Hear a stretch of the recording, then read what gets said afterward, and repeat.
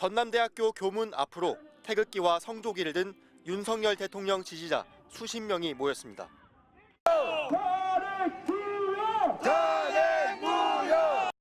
학교 밖에서 벌어진 탄핵 반대 집회에 맞서 학교 안에선 총학생회와 총동창회 등이 나선 파면 촉구 맞불 집회가 열렸습니다. 내란 옹호 선동과 민주주의 파괴 세력이 전남대에 발붙일 공간은 없다. 탄핵 반대를 외치는 시위대엔 이번에도 신남성연대와 안정권 씨 등 극우 유튜버들이 대거 가세했습니다. 조선 야 연변 전라도인 저거지.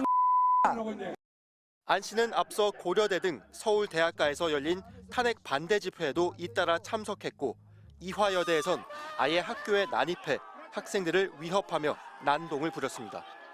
시끄럽자 시끄러.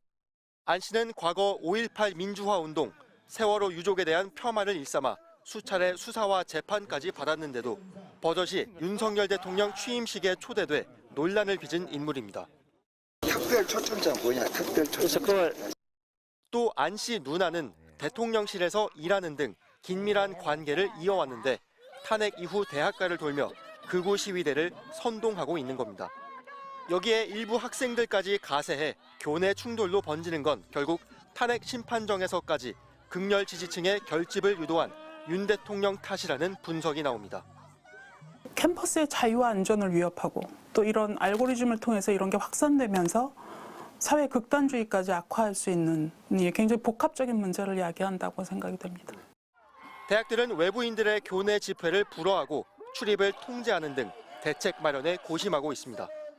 하지만 경찰은 집회를 통제해달라는 학교 측 요청이 있더라도 경찰력을 학교 안으로 투입하는 건 굉장히 신중할 수밖에 없다며 소극적인 모습을 보이고 있습니다. MBC 뉴스 손구민입니다. 정광훈 씨의 서울 광화문 예배, 해묵은 반공정서에 기댄 선동적 언사는 오늘도 계속됐습니다. 북한의 공산주의를 막고 러시아를 막고 중국을 막고 있는 일을 지금 가문 주일 예배가 하고 있다는 말이야. 윤석열 대통령의 탄핵 심판 결정이 다가오고 내란 혐의에 대한 형사 재판까지 시작되면서 헌법재판소는 물론 사법부를 향한 음모론의 수위도 높아지고 있습니다.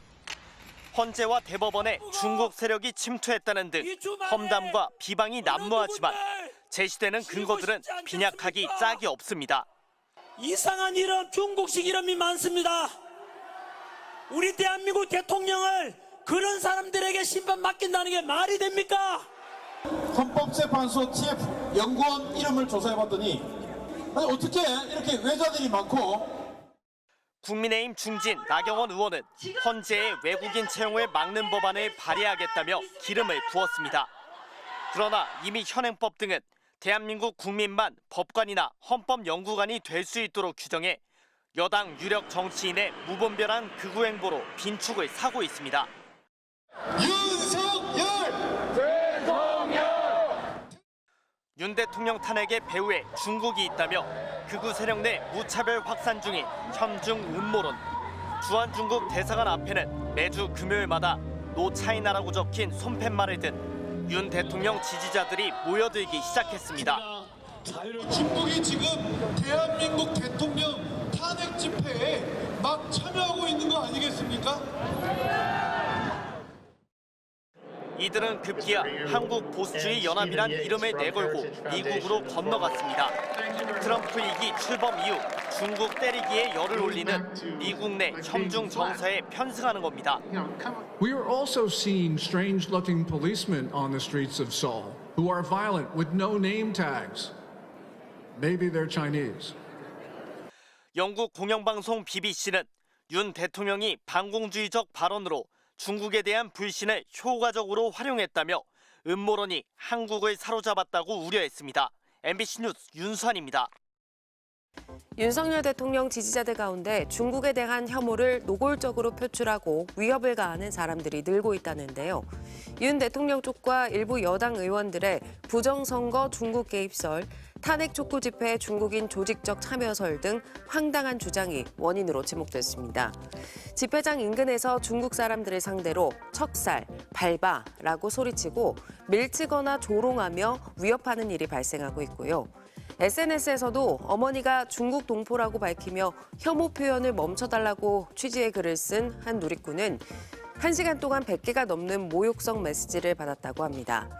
또 한 한국인 변호사는 중국인 혐오를 멈추라는 내용의 칼럼을 작성했다가 회사와 양력 등이 온라인 커뮤니티에 올라오며 신상털이를 겪기도 했는데요. 최근에는 근거 없는 사실에 기반해 중국인 자체를 혐오하는 상황이고 이성의 영역을 넘어 행동 또한 한층 격렬해졌다는 우려의 목소리가 나오고 있습니다. 어제 저녁 7시 반쯤 한 남성이 미국 영화사 마블 캐릭터 중 하나인 캡틴 아메리카 복장으로 주한 중국 대사관 앞에 나타났습니다. 윤석열 대통령 지지자인 42살 안모 씨입니다. 안 씨는 유튜브 방송을 켜더니 느닷없이 경찰관을 위협합니다. 되게 수상해. 그래요? 말이 좀 어눌한 것 같아. 한국분 아닌 것 같아. 나 이거 패도 되죠? 아이. 중국인 비하 표현을 쓰며 경찰에게 시비를 걸던 안 씨는 곧장 중국 대사관 안으로 난입하려다 경찰에 체포됐습니다. 안 씨는 불구속으로 풀려난 뒤에도 반성은커녕 자신의 SNS를 통해 사건을 자랑스레 떠벌렸습니다. 대사관 난입을 시도한 건 혐중 여론을 피부로 깨달아보라는 메시지 전달 목적이었다며 원래는 대사관을 테러하려 했다. 중국 정부에 전달이 됐을 것이라고 적었습니다. 캡틴, 어저께 어떻게 됐어? 어저께 무죄 판명됐지.